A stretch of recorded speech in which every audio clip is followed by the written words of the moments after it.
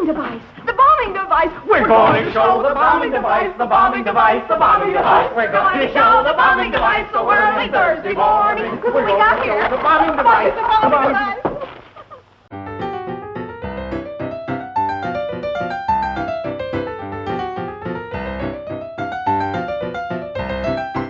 Hello and welcome to Comic Book Movie Oblivion, the podcast about feature films based on comic books and comic strips that people have stopped talking about or never talked about. Yeah. We are your hosts, Jordan and... No, that wasn't fair. They did talk about it at the time. We are your hosts, Jordan and Kumar. That's me. And me. And this week we're talking about Tailspin Tommy. It was once very popular. It was once in 250 papers. Yep, that's right. And several successful films, including... 2 film serials? 2 serials, 4 movies that all came out in 1939, 2 of which we're going to talk about today, and then was in 3 radio series, apparently. In fact, I believe he can state with a fair degree of certainty that he was the first comic book character to be adapted into a movie serial. Really? I've got a quote from a film historian on that in an article I read called Classics 101, A Primer on Serials. Okay. He's the first serial based on a comic strip, Tailspin Tommy. It was enough of a success that it inspired a sequel, Tailspin Tommy and the Great Air Mystery, and then convinced the studio to purchase a package of newspaper strips from King's Feature Syndicate. Over the next few years, Universal released Tim Tyler's Luck, Ace Drummond, Secret Agent X9, Jungle Jim, Radio Patrol, Red Barry, Buck Rogers, Smilin' Jack, and Don Winslow of the Navy, but the most popular of all, I bet you can guess which one it was Flash Gordon. Which single-handedly, as we discussed in the episode we did on Rocket Ship, kept movie serials going for like another 10 years, when they were already becoming less popular. I believe Secret Agent X9 was a Mickey Spillane serial newspaper strip. Right. I think, that I mentioned a couple of weeks ago when we were doing I, Frankenstein. So you got a piece of trivia for us there. A couple pieces of trivia. But this ran for 14 years, from 1928 to 1942, which to me was... The shocking thing to me was that it was canceled in 1942, because this is an aviation strip, and you'd think it would have been height of popularity while the war was going on, but something was... Before we started reading even one strip, as soon as I saw that number, I was like, oh... what are we getting into here? What's the quality of this thing that an aviation strip would get canceled? Even the government you'd think they would pony up the money to propagandize this thing. I couldn't get a straight answer. I think it mostly has to do with the popularity of competing strips, because other aviation strips came into existence. Although this was probably the first one. Right. So the first aviation comic strip, certainly in America. There is one earlier by the same artist, Hal Forrest. He did a strip for 2 years called Artie the Ace, which is a humorous strip. Oh my God. And he was an aviator in the Army. Yes, he was. So he was writing what he knew, and he apparently was sold his first strip or was cartooning when he was 16 years old. He was a Boy Scout. Apparently, according to Wikipedia, was the youngest Boy Scout leader ever at age 17 or something like that. But stranger. But anyway, he had this Boy Scout themed comic strip going when he was 16 years old. That was in like one paper or something like that. But the interesting thing here is for the first couple of years he had a writer on board named Glenn Chaffin, who was a crime reporter. So you've got almost a perfect combo here at the beginning. You've got an aviator and a crime reporter. You think you're going to put together these aviation crime stories, which is what the strip is. Yes. Chaffin leaves after years. Now, I got to read the bit on Lambiek, which is the encyclopedia online of cartoonists and stuff about this relationship. Great. I'm just going to read this whole paragraph. And for the description of the strip, I'd like to read the Wikipedia page as well, because it's pretty good. It says, while Tailspin Tommy was a success, Forrest often argued with his scriptwriter Glenn Chaffin, which led the latter to leave the series on 7 January 1934. From that moment on, Forrest had to write his own scripts while drawing the series as well. Chaffin went on to become a scriptwriter for Irvin Thorpe's Rusty Rollins and Russell Keaton's Flying Jenny. Not relevant. From November 1935 until 15 March 1942, Forrest hired a young college student as inker and ghost artist Reynold Brown. Brown himself also took an assistant inker with the name of Lloyd with the name of Lloyd. While Brown's work was vastly superior over Forrest's, the man didn't get along. On 15 March 1942, Reynold Brown left the series. By lack of a successor, Forrest was forced to terminate Tailspin Tommy altogether. Interesting. So it's a bit like our Ham Fisher situation where you had a better artist come on board. Very much like to make it like that. And if that guy leaves, you're stuck. Like, maybe that's why you can't go back to going. And well, the encyclopedia article is pretty much straightforwardly implying that it's this relationship breaking down that caused the comic to wind up, when it should, as you pointed out, arguably have been at the peak of its success. You know, you'd think during the Second World War. Here's the second part. Okay. It says, Brown's reasons for leaving are still a matter of debate. He considered Forrest an ungrateful taskmaster, though at the same time, plans for a possible spin-off which credited Brown exist. It is, however, unclear whether these were intended for publication or just an idea in development hell. Brown's sister, Lorraine, claimed that Tailspin Tommy had to close down under government pressure because the comic depicted secret warfare tactics. What remains a fact is that by the late 1930s, many papers started to drop Tailspin Tommy. Far superior aviation comics started to fly past it. Yeah. Pun, I guess, and made Forrest's series look increasingly outdated by comparison. Perhaps Brown's major reason for quitting the series was that it had been advised to him that he would never be able to make a career as an illustrator if he remained a comic artist. Indeed, Brown never returned to the comic industry again. He did become a prominent illustrator. He made a lot of film posters in the 1950s and 60s. Right. A lot of famous film posters, including Attack of the 50-Foot Woman. Okay. That everyone knows it. Yeah, right. Yeah. So yes, he did go on to have a successful. Yeah, that's there's another parallel to Ham Fisher there, with of course Ham Fisher's strip Joe Palooka becoming less popular over time as other better illustrated and better written strips began to outpace it. Specifically, Little Abner. Yeah. So yes, it was the first aviation or second aviation strip. After this, there were a lot of others, and really good ones, and some that just had like aviation bits in them. Yeah, aviation fever kind of struck in the late 1920s, inspired by a lot of solo flights that were occurring at the time. Yes. Chiefly Charles Lindbergh's solo flight across the Atlantic in 1927. Yeah. That's usually credited as the impetus for this strip getting picked up. It's interesting because the movie, was it the first one that we watched? One. Definitely like lampshades it, like this is why we're making this movie. Absolutely. It shows, like, I assume, real headlines. Yes. Of all about, Amelia Earhart, Charles Lindbergh, all of these other aviation kind of like firsts that occurred in that decade. It was interesting. It was cool to see that, actually. Yeah. Okay, so here's the Wikipedia description of the characters and story. Living in Littleville, Colorado, young Tommy Tompkins. Wikipedia also points out that sometimes he's called Tompkins with a P, and sometimes with no P, because these guys could not keep it straight. No, in fact, Hal Forrest's name sometimes has one R and sometimes has two. Yeah. In the actual strips. Yeah. He doesn't know his own name. Well, I think maybe the assistant was just like. Young Tommy Tompkins had such an obsession with flying that he was given the nickname Tailspin Tommy before he ever actually went inside a plane. Although Tommy took an aero engineering correspondence course, his real introduction to aviation happened when male pilot Milt Howe made an emergency landing in a field near Tommy's neighborhood. Tommy watched the downward spiral of Milt's plane and ran to help. Howe rewarded Tommy with a grease monkey job in Texas at the 3 Point Airlines, where he soon became a pilot along with his girlfriend Betty Lou Barnes and his best buddy Peter Skeeter Milligan. The trio eventually became part owners in 3 Point and took off for many airborne adventures. Mm-hmm. That's all you need to know, basically. Yep. And then just imagine that you've got a crime writer, a crime reporter who's scripting this thing, and basically you've got every Phantom serial, every Little Orphan Annie serial. Yes, except with a plane shoehorned in.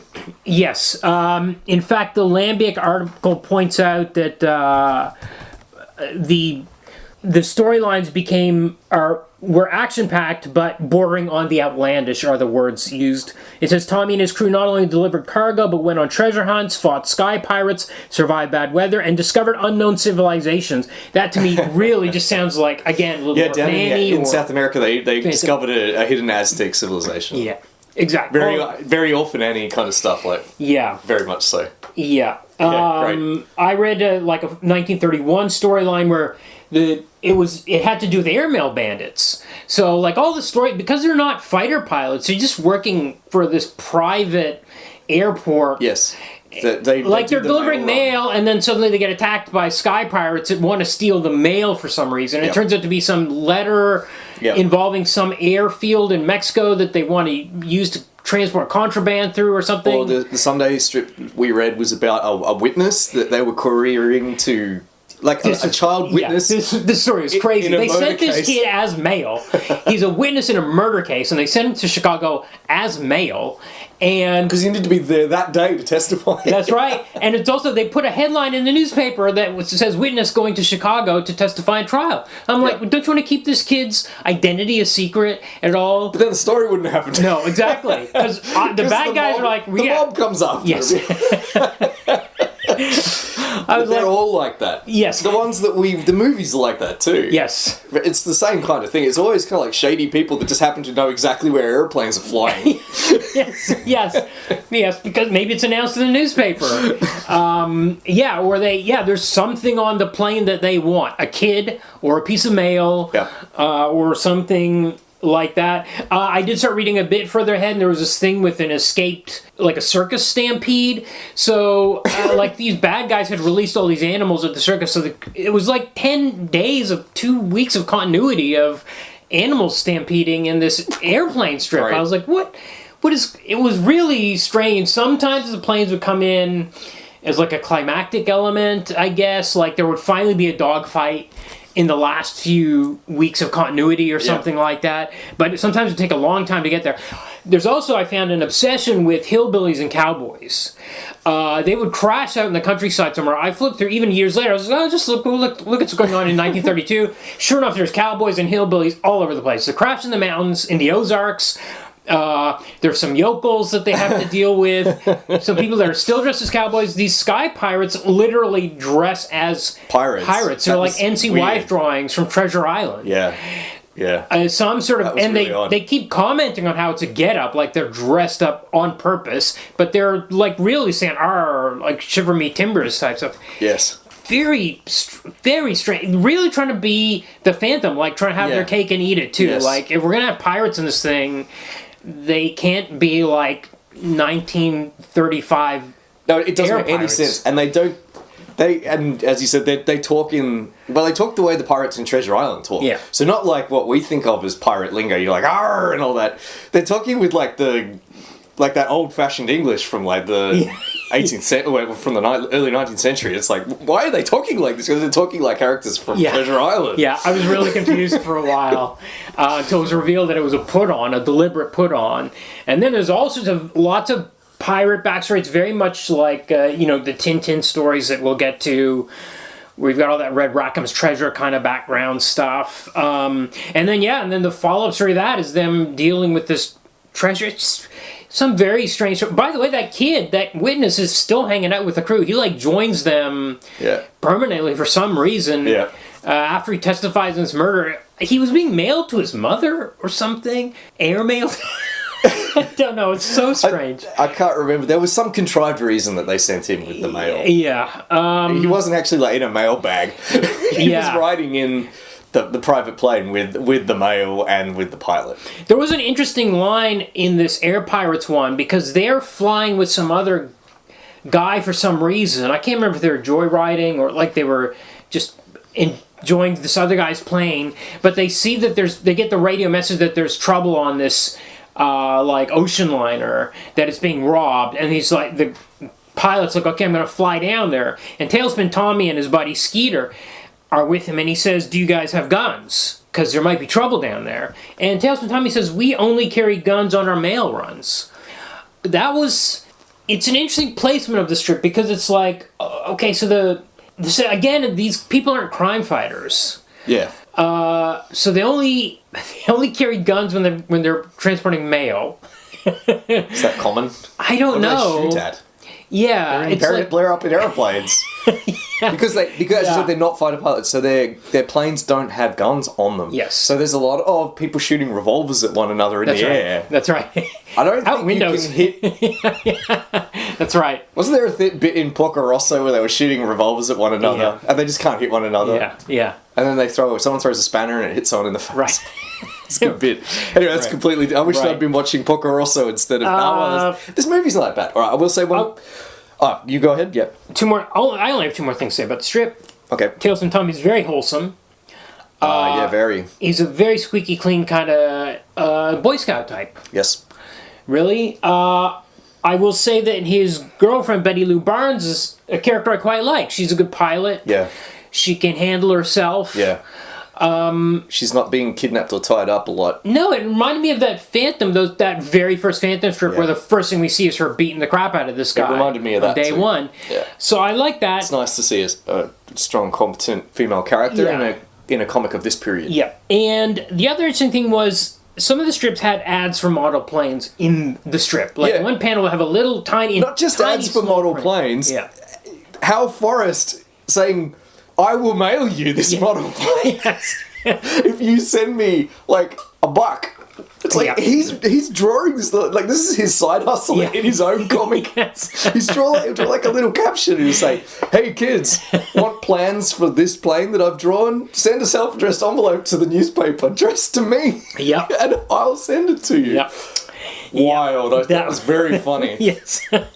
Yes, that was unusual. The Sundays would have pictures of sort of like airplane insignia up in the top right corner. Right. So there was... Right, yes. So assuming that people are reading this comic because they're interested in planes. Yeah. Or at least that's what Hal Forrest I actually thought that was kind of cool. Yeah. Like, where did he get all the reference materials for, like, he had, like, Argentinian Navy badge or whatever. Well, he was a pilot, as you pointed out, in the Air Force in the First World War. And, of course, he always flew later on in life, too. He held a commercial private license and flew his plane every day. Wow. Except Friday, apparently, because his wife was superstitious of Friday. Huh. And he would still take her and his 5-year-old daughter. This, in an article, I think I haven't bothered to write down when it was written, but probably in the 30s at some point. Probably the mid-30s. His daughter was called Betty Lou. Huh. Okay. Almost certainly named after the character, not the vice versa. Right. And also, apparently, the strip was translated into French and Swedish, according to... What is it with Sweden? Yeah. Don't know. The art, although the ones that we read later on that were inked by Reynold Brown are definitely apparently better than the ones that weren't. The art is never really very good. His figure work is a little bit stiff. Which was awkward. Which was crazy for me because, in my defense, Hal Forrest is an anagram of Hal Foster. Yes, it is. It really is. And at first I thought these were drawn by Hal Foster. No. And I was like, what the hell happened? Yeah, no. What is this Hal Foster? That's so terrible. I get confused. I have to keep saying as we're recording, I'm like, Hal Forrest. Not Hal Foster. So they don't look anything like Prince Valiant. No. The art's nowhere near as good. No. So at first I was like, what happened here? I would say the art is, when Reynold Brown comes on, it's competent. Yeah. That early stuff is like the early Ham Fisher stuff. It's... Really even the early rough Phantom figures. stuff was like really rough. Figures. Although the planes always look fine.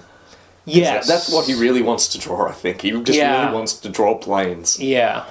That was his great passion, I think. Yeah. Planes. Yeah, 100%. Do we need to say anything else? You could probably, I think from our description, I hope people have an idea of what this strip is like. It's the Phantom, but with planes. Everything's a plane. It's almost like if you're reading Aquaman, at the end of the story, they have to end up in the water somehow. Yeah. Somehow they got to get in the water. Here, somehow they got to get into a plane. Sometimes they'd be fighting some gangsters about something, and the gangsters will run out to their barn to get in the biplane. Yeah. Wait, why did these gangsters have a biplane in the barn? Every story, they always bad guys always have a plane. How many planes are there knocking around in 1930s America? There seems to be a lot there. Yeah. You're shaking them out of the trees. Yeah, it's funny. so funny how it has to kind of be airplane themed at the end of every story. And quite often there's a crash. Either Tailspin will crash or Betty Lou will crash somewhere and somebody else has to go. I wonder how they can keep this airfield running if they're crashing planes all the time. They have to replace their planes. They repair them very easily, by the way. Like, on the fly. Like, they find Betty's crashed plane in one storyline, and they're just like, "No, let's just fix this thing before we go to the bad guys." It must have taken... Seems like it was like one day. It's just like 5 minutes later, they're done. Just patch it up. How hard is it? How hard can it be? In the woods. Out in the woods, no gear, no problem. Okay, shall we get into these? Yeah, let's do. Okay. All right, first one is called Mystery Plane. Yeah, so we looked at the first one and the fourth out of the 4 that came out. This is another interesting thing to me. Okay, spoiler. To me, the difference between Mystery Plane, the first one we did, and Danger Flight is like the difference between Superman 1 and Superman 4, or Batman 89 and Batman and Robin. It was... I mean, I don't think the first one is a great movie, but I think there's a huge drop-off. Yeah. And you'd think if they're like, the studio's like, right, we're going to do 4 movies this year, they would have, like, evened them out. It seems like they were made one after the next. Like, They were probably made all at the same time. You would assume so, but it seems like they got to 3 and they're like, look, we're not giving you any more money for these. And they cut. It's like they cut the budget for the 4th one, as if they didn't know... I think maybe with that, they just put a lot more effort in the first one because it was the establishing. Oh, maybe, yeah. And the one, Mystery Plane, it really... Danger Flight, the second one we watched. Yeah. The 4th of the 4. It just felt like a very standard 1 hour crappy movie. Maybe from that 2 era. and 3 were really bad too. Maybe. Based on what you're saying, that actually could be really feasible, that the first one was what they really tried to polish. I think so, And especially then 2, 3, because and 4 it's an were just origin like whatever. story. Yes. Yeah. Yeah, 1 hour movie with 50-minute origin story. It was fine, actually. It is fine. It's some good... There's good storytelling in this movie. It's very, very cliched, but... It was... Nothing wrong with cliches sometimes. I was surprised by the turn that happens in this one, actually, because it's very... Tailspin is very wholesome. Yeah. Yes. As I said before, as a character. And these movies are really... They're for kids. Yep. Who've got... I don't know how much a movie costs, 5 cents, 10 cents.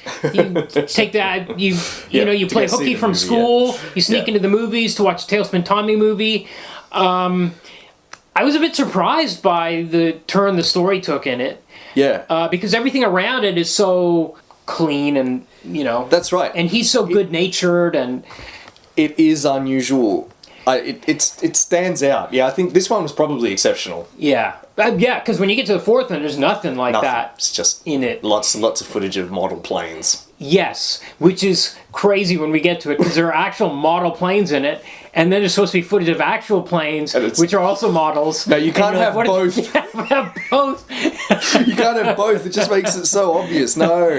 Yeah. But in some ways, Mystery Plane is a bit weird, and in some ways it's kind of impressive. Yeah. And in some ways it's almost...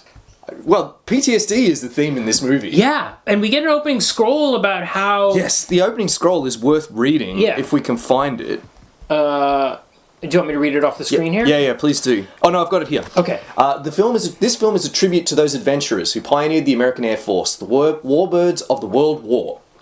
Recruited from every walk of life, they wrote a glorious page in aviation history. Being young, many of them were unable to adjust themselves to the peacetime routine after their glorious freedom. It is one of those, Captain Brandy Rand, whose life is the basis of our story. Brandy Rand is not a real person, he's a character in the film. So instead of the film's signposting that this story is not just about Tailspin Tommy, or even at all really about Tailspin Tommy, but instead is about this character, a war hero who, quote unquote, can't readjust to civilian life. And this is like 1939. And I was like, what? I almost like kind of forgot the scroll. I was like, that's weird. Like, isn't this a Tailspin Tommy movie? Yeah. And it does say original story by Hal Forrest in the credits. And then we get this origin story, which is different from the actual, which we'll talk about in a bit. But for 15 minutes, I was like, and then that Rand character, I was like, okay, fine. And he disappears. And I was like, okay, this is just, what they meant by the scroll was, we're going to glorify those pilots or whatever. I kind of misread what we actually get later on, which is this guy who's shell-shocked and that's right. Just can't get work. Has to work for criminals. He does. He works. He has to turn to a life of crime. He's an alcoholic. He just can't. He's like Rambo. Yeah. Yes. It's wild. Yes. On the eve of the Second World War, I mean, this is 1939. There's war in Europe and has been for a year. Yeah. But the US doesn't enter the war until 1941. So we've got a film about the psychological consequences of war. Yes. Yeah. In 1930. Crazy. Yeah. Crazy. I was really, really surprised by it. Impressive, frankly. Yeah.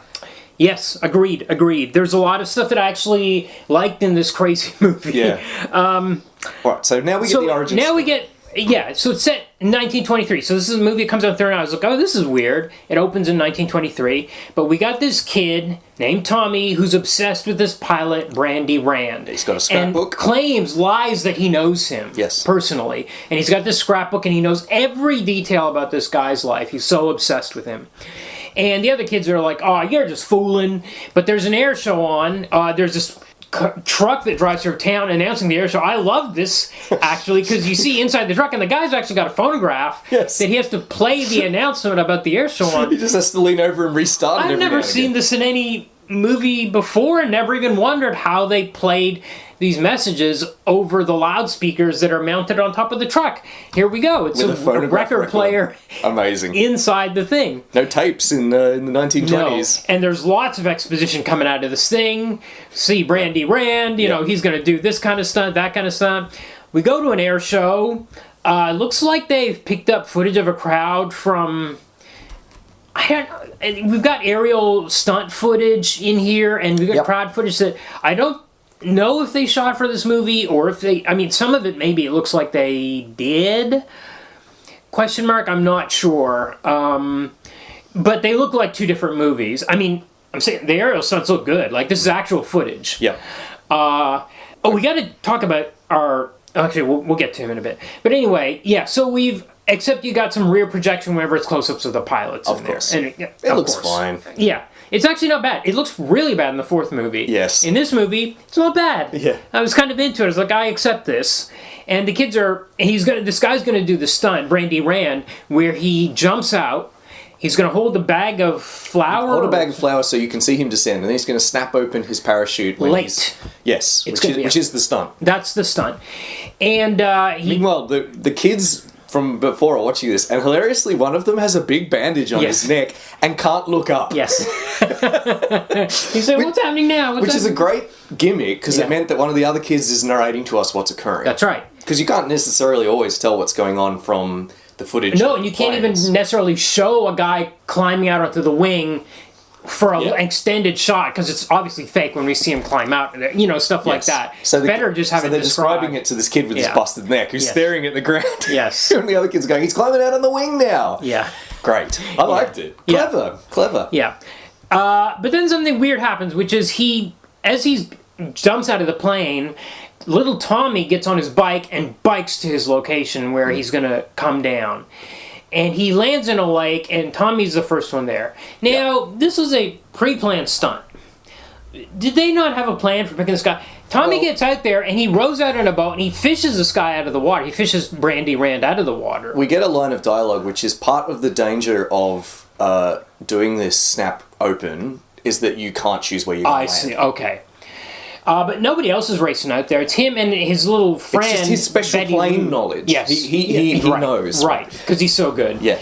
But then he gets Vannie Rand into his little rowboat. Yeah. And Brandy's like, are we going to sit here all day, kid, or are you going to start rowing? As if this is the entire... He's depending on this kid to get him out of this. There's no one else. Finally, his guy does show up in a truck on the shore, and he's like, come on over here or whatever. But he's like, come on, kid, what are you waiting for? Like... Let's get moving. Yep. It's funny. They make friends. It takes him over to his house. Yep. And shows him he's taken apart his bicycle, and this is Tommy. Yeah, this is Tommy's house. Yep. And Tommy's made a kind of like a makeshift cockpit in his bedroom out of bike parts. Out of a bike. Yeah. And he turns the pedals. And there's got playing cards in the wheels to make the sound of the propeller. Yeah. And he's got like the stick, so that he can go up and down, and like Vannie Rand like gets in this thing and does like whole role play with him. Yeah, Brandy's it's really wholesome. Yeah, he's kind of charmed a little bit by this kid, and then he sees the kid's scrapbook, and he's really like impressed because the kid knows everything that he's done, like all of the stuff he got up to in the First World War, like when he was captured, you know, when he had convalescence, when he got kissed by a French general when he got the like Right. an order, like a medal, and he's really impressed. He's like, gee, I wish I'd known when I went through all that somebody was pulling for me like you. Yeah. It was kind of like a nice moment. Yeah, it's a touching little scene. Now we get a headline dissolve that Yeah. takes us through the years. We mentioned this before. All of the headlines about aviation fever Yeah. that takes off in the late 1920s. And about Amelia Earhart, and I think the last one is fake because it's like Milligan flies wrong way to Ireland, and Milligan is Skeeter. Ah, yes. Right. Got it. Yes, of course, yes. Yeah. Yes. Okay, so now we cut to the present, and we've got basically our characters. So our Tommy. hero is played by John Trent. Yes. Now the adult. Tailspin He's Tommy. often described as a kid, but Right. he looks like John Hamm, so he does Yes. not look like a kid. No. He looks like he's about 35. Yeah. He was an aviator. Yeah, he's now part owner of the 3-point airstrip, airfield, the way he was in the comic. Right. We've just skipped But all the the intervening... actor, I'm saying. Oh, okay. So unlike that Australian golf pro that we had in Joe Palooka, Yes. this guy was an actual He knew how to aviator fly. turned Right. actor. Amazing. I didn't know that. I didn't look that up. Aviator turned actor turned aviator, says Wikipedia. It says best known for the Tailspin Tommy adventure film. There's a funny line in his Wikipedia description here, which was, while flying was a natural for him, acting was not. And he eventually turned his back on Hollywood career, resuming his career in aviation as a test pilot. Yeah, he's just all right. And I also wonder what it would have been like for him to sit in these shoddy cockpit sets and things, which were just like 2 bits of cardboard or whatever. While they shook it. While they shook it, he has to pretend to be a pilot, and he's like, "There's no instrument panel." I could be back to doing this for real. Yes, yeah. Anyway, he's there in the office of the 3-point Airlines with his boss Paul Smith, who's a character from the comics. Mm-hmm. And so Skeeter is there as well, Skeeter Mulligan and Betty Lou. Yeah, they come in a weird sequence. They're singing. They're like the comedy relief in a sitcom. They barge in the door later on. Well, we get a bit about how the airstrip is short of money. Yes. It's funny because this goes nowhere. I thought, is this going to be the story of the movie? Yes. It's like it's like Harold Teen all over again. It's like is this? Oh, they need to get $200, $300 in order to demonstrate their bombing invention. They've come up with some bombing device system, which they need $300 to put the final touches on to demonstrate for the army by Thursday. It's like a Three Stooges plot, like we got to save the orphanage. It's so odd. But no. In this first scene, just- they collect the money. They're just like, okay, everybody pulls out money out of their pockets, and they have the money. So that's not the issue. I guess there's kind of a setup because a woman comes for flying lessons and she pays in advance. Right. And this is... Oh, right. Okay, so that ensures, maybe they knew... Spoiler, this woman's... she's part of a gang that wants to steal the invention. she's a femme fatale that's... Yeah. So maybe they wanted to make sure they had enough money to pull this thing off on Thursday so they could steal it. Yeah.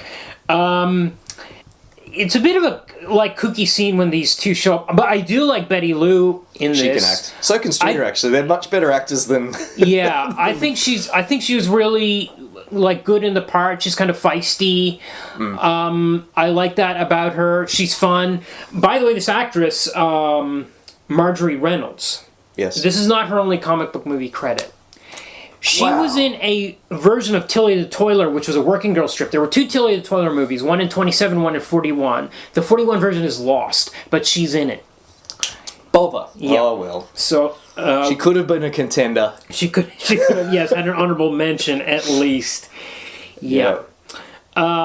Yes, but when they could put the money together, they do this weird song and dance about how we're gonna show up the bombing invention. Yes. Whoa. Okay. They were very happy about it.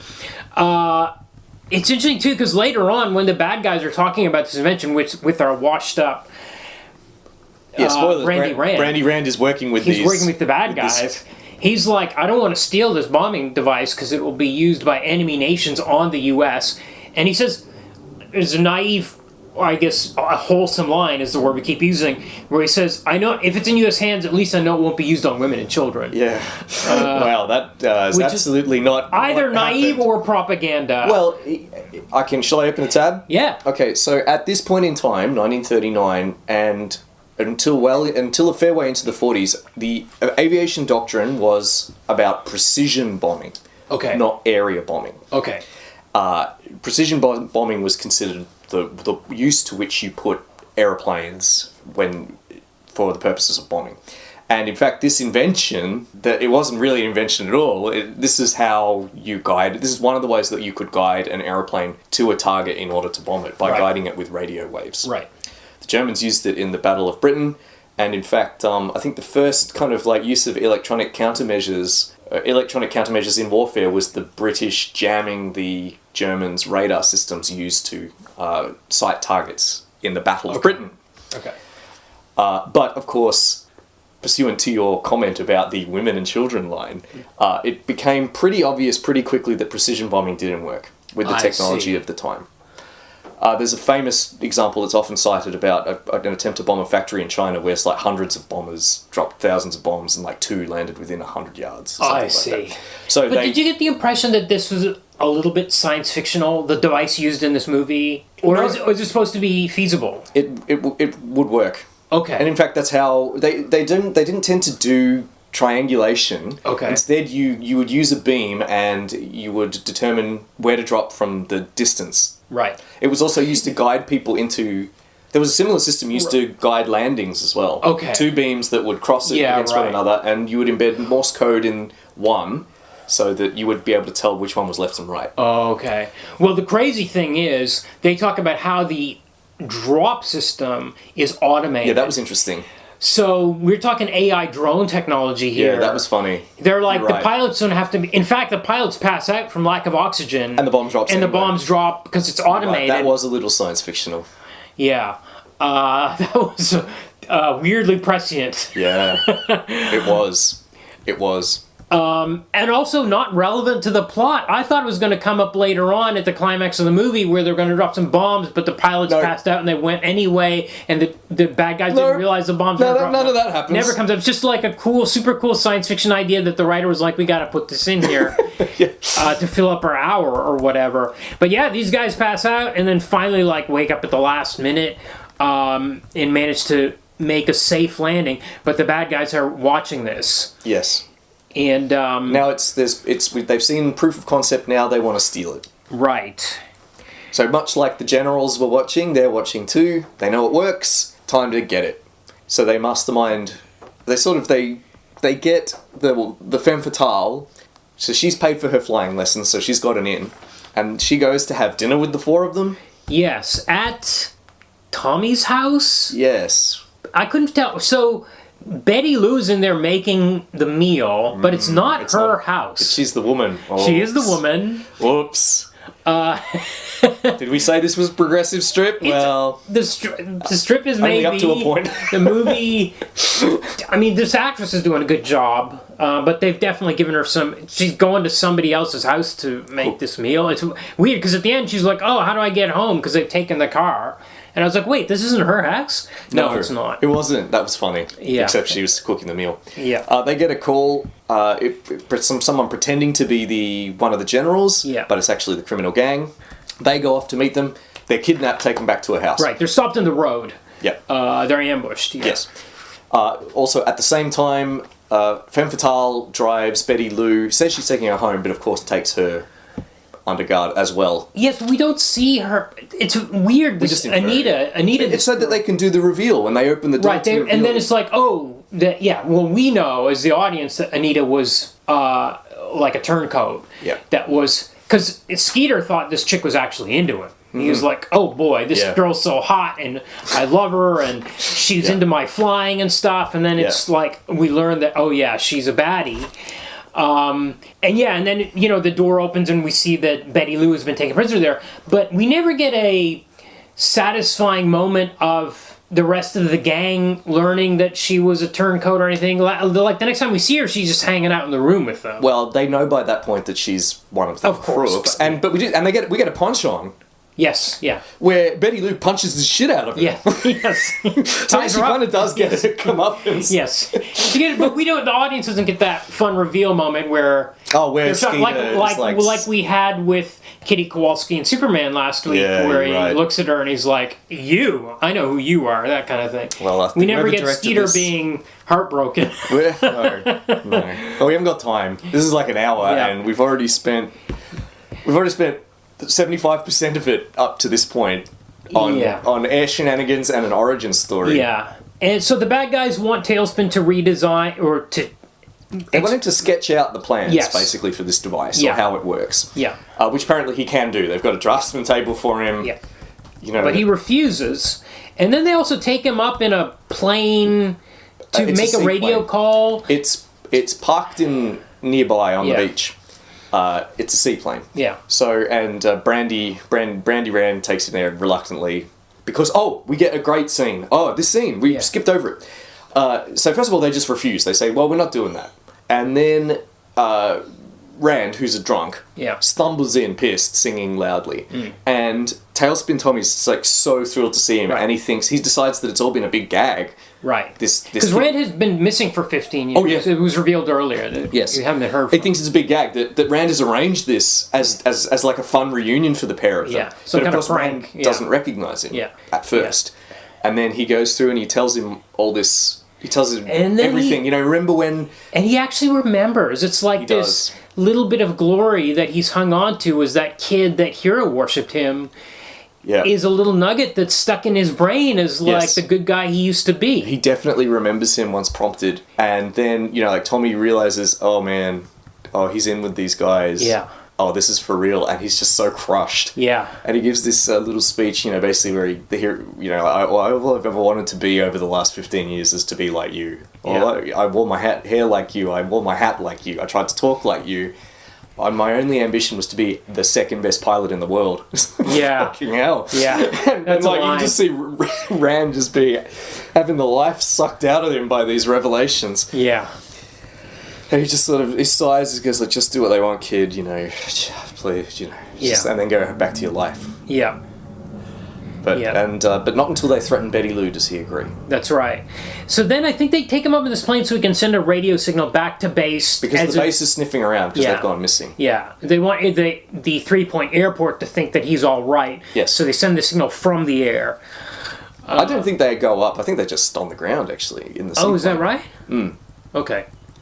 Because later on, because you can sort of see the waves out through the... Yeah, you're right. That's right. It's not important. Then they go back. They decide to do an escape attempt. Yeah. Where everyone gets in... We get a big three-way fight. But the cops do know that something's up, because he didn't say, aye, skipper, or whatever he usually says when he's talking to his boss, Paul Smith. He dropped a hint in, as people often do. So the cops are on the way. By the way... These two movies end exactly the same. The cops and the good guys converge, and then the bad guys kill themselves. Well, in the second movie, it's kind of very underwhelming. They just had an accident. Yeah. But in this one, Rand gets like a Hitchcockian flashback. Yeah. Where he sees himself as a younger man and Tommy in the room with him. Yep. Tommy saying like, you're the greatest pilot. Remember when you went down over France? You're my hero. I love you.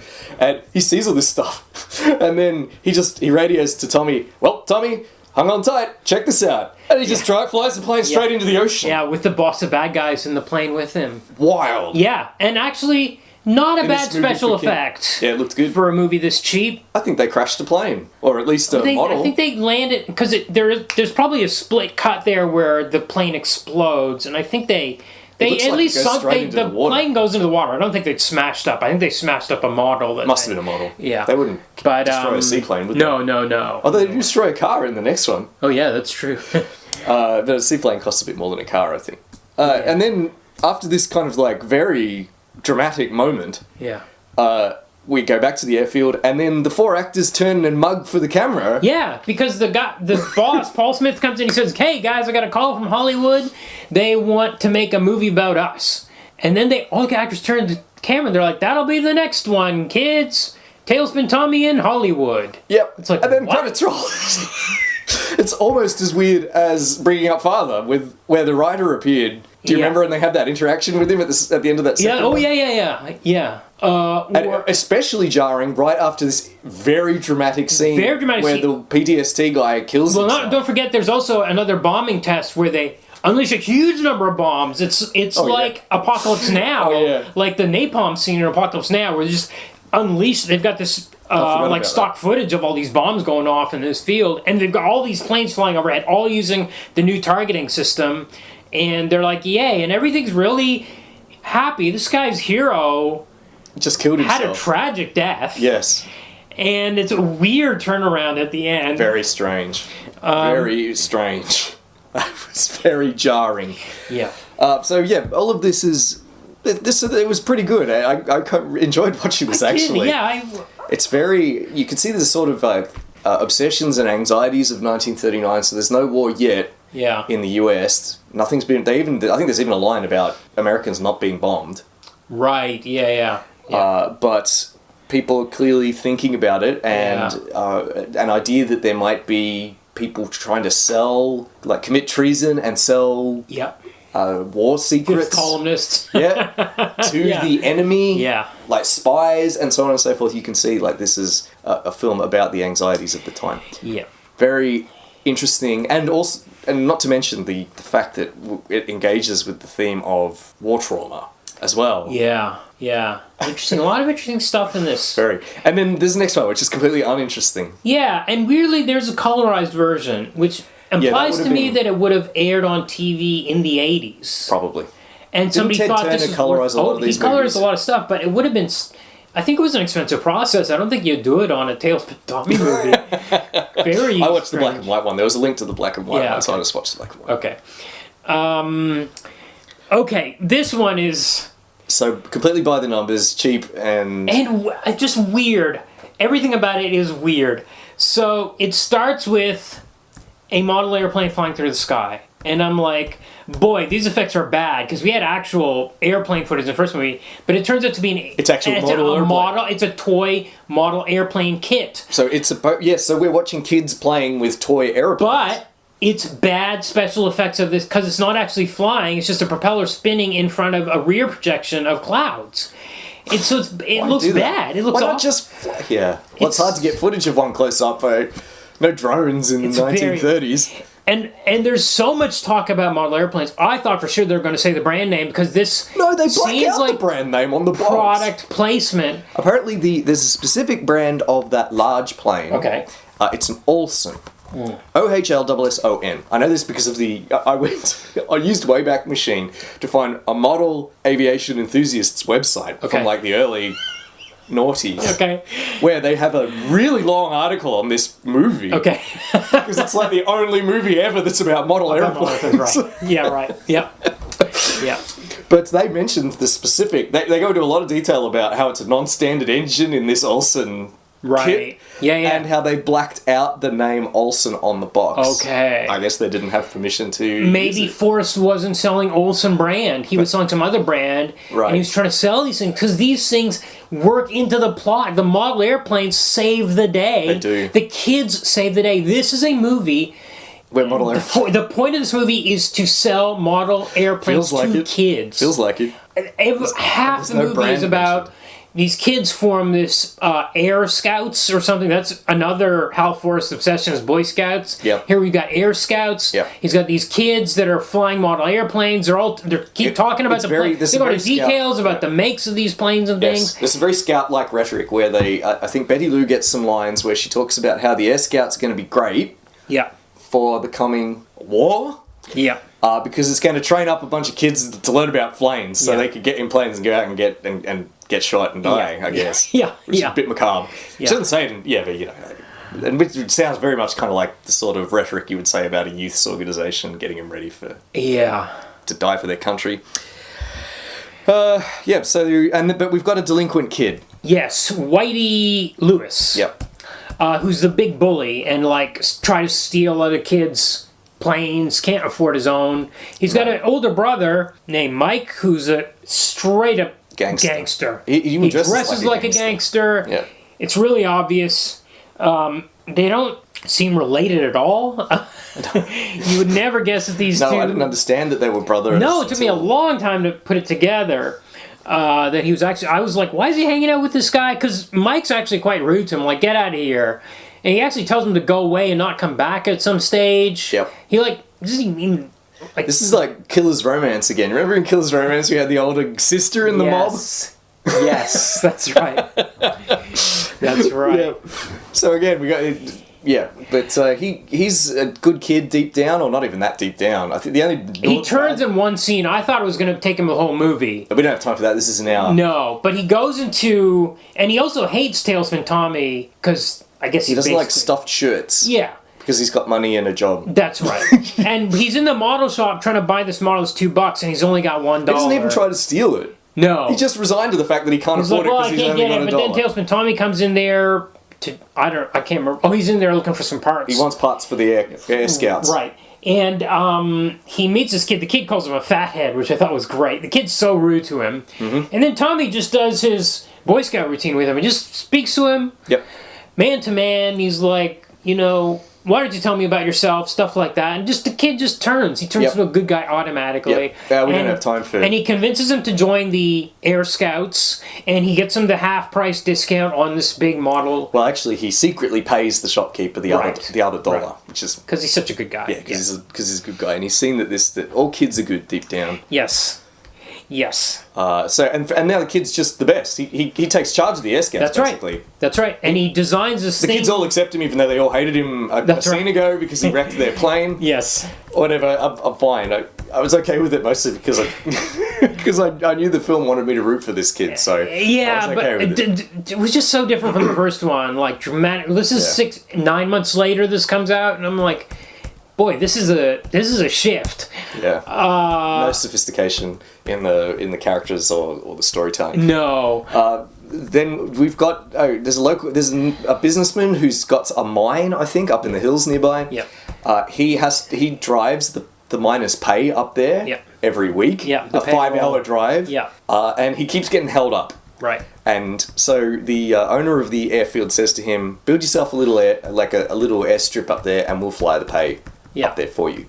And he says, "Well, that's crazy because there's not even enough room for an airstrip up there." It's like, doesn't matter because Tommy Tailspin can do it. Right. He can land anywhere. Right. Or can he? Because there's a big storm.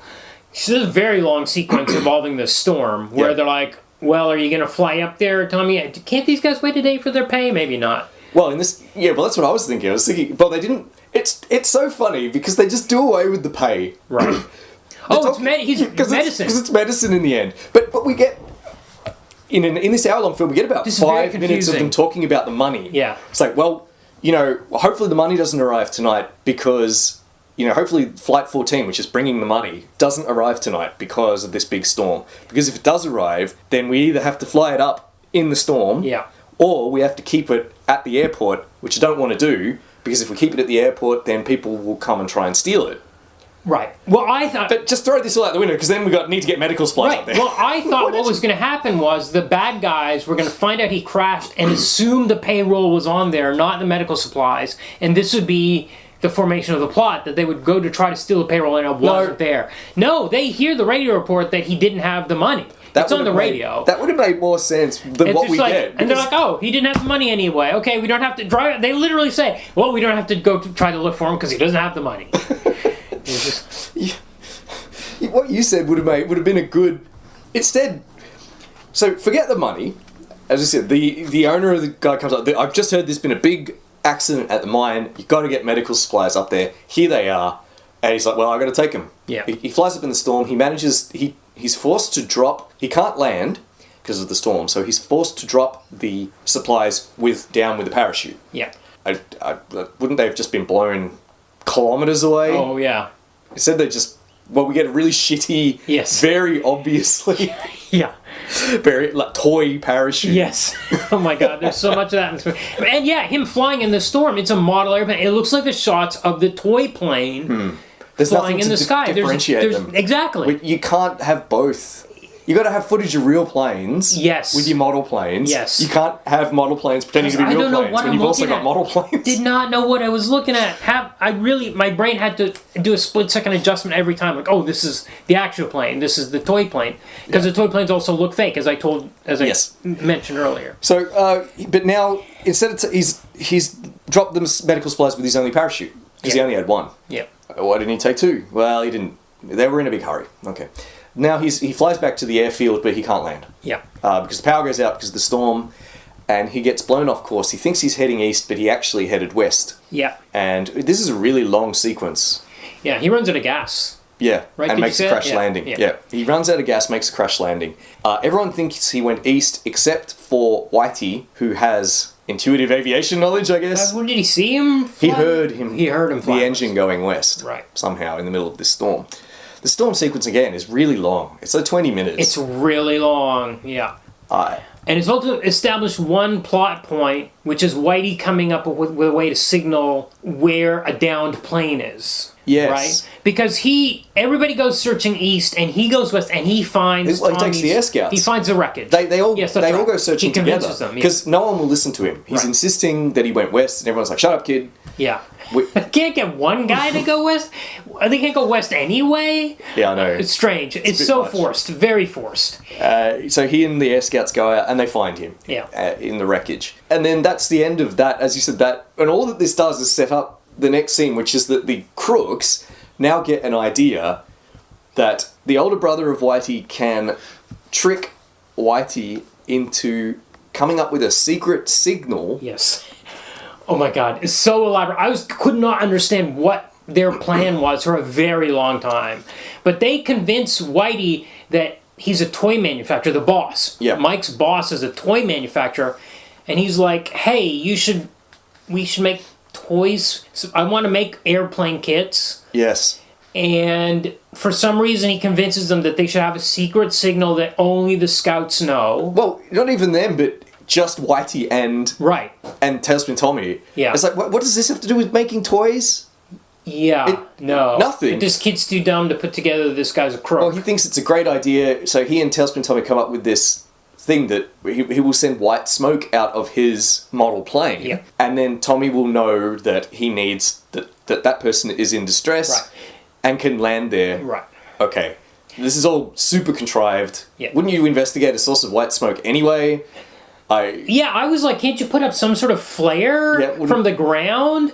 Why would you go to the scene of the wreckage and then fly an airplane up, a toy airplane up into the sky with white smoke? Can't you just shoot a flare or shoot something else that will... The key is, I suppose, not to defend this movie, but the idea is that they want a sequel that only Tailspin Tommy will respond to. Oh. Because that's right. They don't want a random plane showing up. They want... Tailspin Tommy to come, because he's the one carrying the pay. Right, yeah. Okay. So, sure enough, Tailspin Tommy goes up with the pay to the mountain, and they trick Whitey by faking a car accident, making him think his brother's dying. Yes. And then so... This is a very elaborate scheme. Whitey sends up the smoke signal, Tailspin Tommy lands, Whitey runs up and says, my brother's in... We need to get my brother to a hospital, but he doesn't even finish his sentence before they just show up with their guns. Yes. Yeah. And say, well, we'll take the money now, thanks. Yeah. The film doesn't even bother with... I think, Tailspin Tommy says to Whitey, well, thanks for that, you've betrayed me, you little shit. And Whitey's like, no, I didn't. And he's like, oh, okay, I guess you didn't. Yeah. Well, we got time. This is only an hour long, this movie. Yeah. So they get taken to a farmhouse. Yeah. There they come up with a plan to escape, again involving the model plane. Yeah. Using the model plane's white smoke thing. Yeah. Yes, that's right. So I guess it does work as a general SOS. That's right. They find him then, as you said... Well, because Tailspin Tommy hadn't really kept a secret. The other crew, Betty Lou and Skeeter, also knew about this device that he had come up with. Oh, right. So when they see the model plane with the smoke, they're like, that's Whitey's model plane. Well, they know that he's not made it to the mine with the pay, so they know he's gone missing. They find him, the crooks run to... There's a shootout, actually, and Cops show up again. Good Well, guys. first of all, Whitey's older brother dies. Yeah. He's shot by the crime boss. Yeah. Because I think Whitey's older brother punches the crime boss in the face for shoving Whitey. So the brother, I think they're going for some kind of pathos here because Right. Whitey's older brother really does care for him. Right. And this gets him shot. He dies. Yeah. Then they all pile into a car. It's not a plane this time. in a rare version for Tailspin Tommy. Yeah. And they drive off a cliff. And they drive a real car off a cliff. Yeah. Yes, there's a real crash. In fact, that's where all the money went on this one. On wrecking this car. Actually driving that car. It's like a really 50s movie cliche to drive a car off a cliff. Yep. And it doesn't seem to be stock footage like they did No, it they really did it. specifically for this movie. They really did it. And then the film just kind of ends there. Was there anything else? Yeah, not really. There was a lot less for Betty Lou to do in this one. She's like on the radio trying to find Tailspin. She's very worried about him all the time. She's both because he's basically disappears twice. Once during the crash on the storm, and then once when he's kidnapped. When she flies out to get him, by the way, she flies in a skirt. It seemed weird to me that she's piloting this. No, you wouldn't fly. I don't think you would do that in a skirt, would you? No. But you sure can get in a crappy cardboard model of a plane in a skirt, Yes. I guess. Yeah, I guess so. She didn't have time to change. No, and yeah, there was another thing that I didn't like was that there was a lot less of her being fun and feisty, Yeah. like she was in the first one. We wanted the focus of this one is Whitey, I suppose, and it's just such a cliche, isn't it? The liquid kid turns, just a weird goes good. turns. So everything happens so quickly. Like just everybody changes their minds so quickly. It was a real mess. It does feel like a decline in quality. But again, Definitely. we haven't seen 2 and 3, but it just feels like it came out 8 years after the first one. Yeah, it felt like these Blondie ones where they'd stopped caring. Yes, yes, and they kept cutting the budget. Movie after movie is getting less and less, and it got to that point. All right, do we know anything about these movies? Everything I found out, I've already mentioned. Okay. So we can just get straight to votes. We can go straight to votes.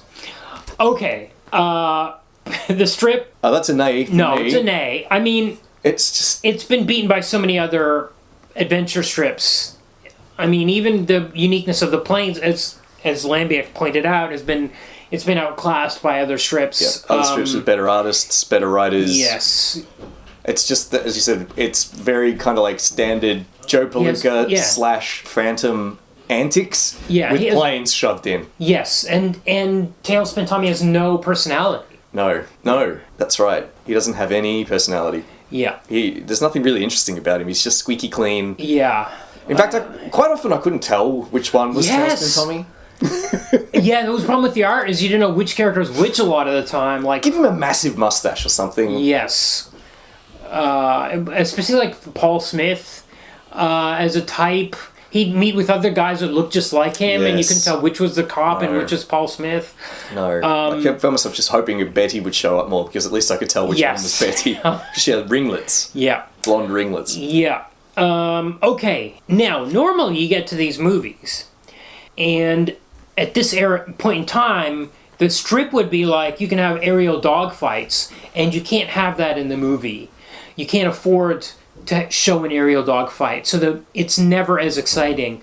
But in this case, the actual flying stuff in the comics was semi-rare, and it wasn't even drawn that well when you had the dogfights. So I think this first movie was as good, if not better. I enjoyed it more than the strip. I'm going to split my vote here, which I seem to be doing more and more.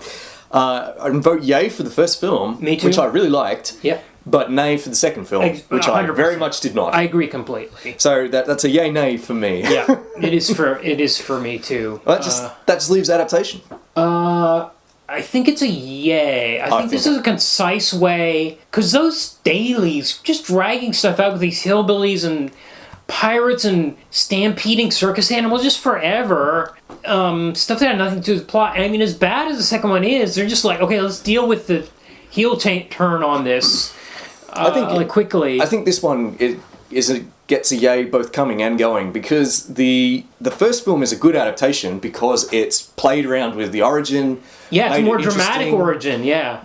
brought in a new interesting character, this mentor gone to seed, and it's interesting and exciting and a kind of a good story. And then the second film is also kind of like a consistent adaptation in the sense that it's a lot like some of the strips where we've just got like a lame stagecoach hold up, but in an aeroplane, involving a plane instead. And a very elaborate plot by these bad guys trying to convince this kid they're going to make model kits with secret signals. So just kind of petty crime with an airplane involved. So I think it's a double yay. Yeah, it is weirdly yay. Yeah, okay. Please like, rate, review, subscribe. You can contact us through the email address in our show notes, or you can send us a DM on Facebook, Instagram, Blue Sky, Threads, or leave a comment on YouTube, or join our Reddit. And please join our Patreon at patreon.com/comicbookmovieoblivion, all one word. Okay, next week we'll do Red. By Warren Ellis. Yeah. The comic, and the film starring Bruce Willis. Yeah, 2011. And let's see if we can remember who else is in it right here. I think Helen Mirren's in it. Oh, I could be wrong. I've never seen it. See. I haven't seen it. I think Malkovich is in it. Whoa. I think Billy Zane is in it. Okay. Okay, good. Talking about the Phantom. That's a good guess. We'll leave it on that. It might be true. I don't know.